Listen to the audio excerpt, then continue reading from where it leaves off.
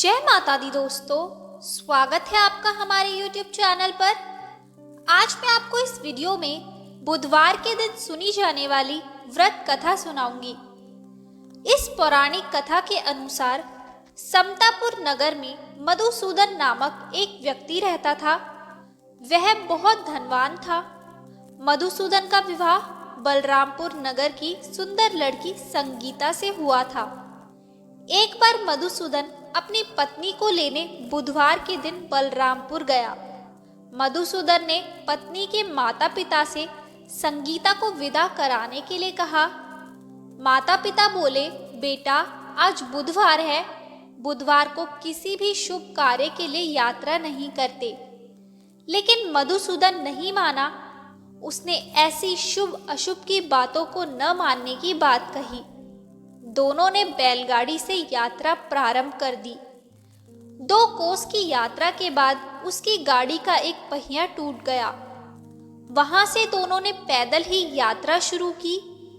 रास्ते में संगीता को प्यास लगी। मधुसूदन उसे एक पेड़ के नीचे बैठाकर जल लेने चला गया।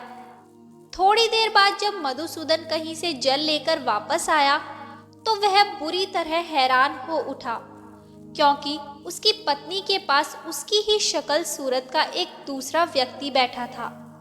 संगीता भी मधुसूदन को देखकर हैरान रह गई। वह दोनों में कोई अंतर नहीं कर पाई।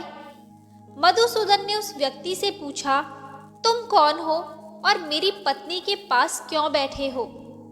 मधुसूदन की बात सुनकर उस व्यक्ति ने कहा, अरे भाई, यह मेरी पत्नी संगीता है।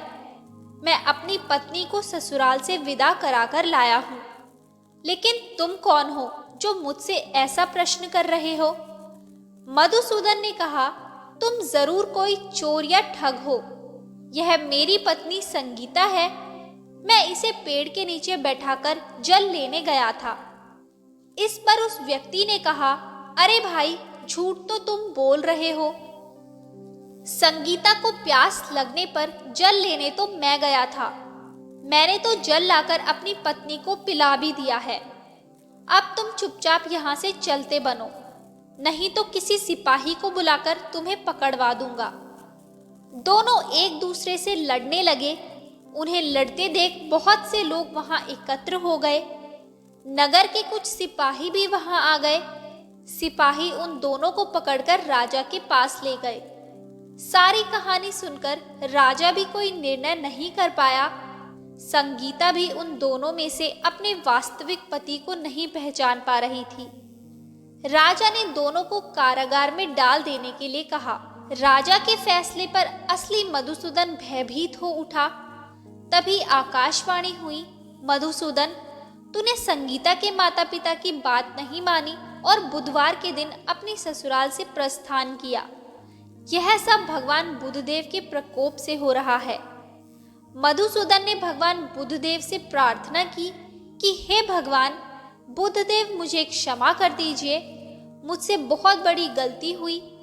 भविष्य में मैं कभी बुधवार के दिन यात्रा नहीं करूंगा और सदैव बुधवार को आपका व्रत किया करूंगा। मधुसूदन के प्रार्थना करने से भगवान बुधदेव ने उसे क्षमा कर दिया। तभी दूसरा व्यक्ति राजा के सामने से गायब हो गया।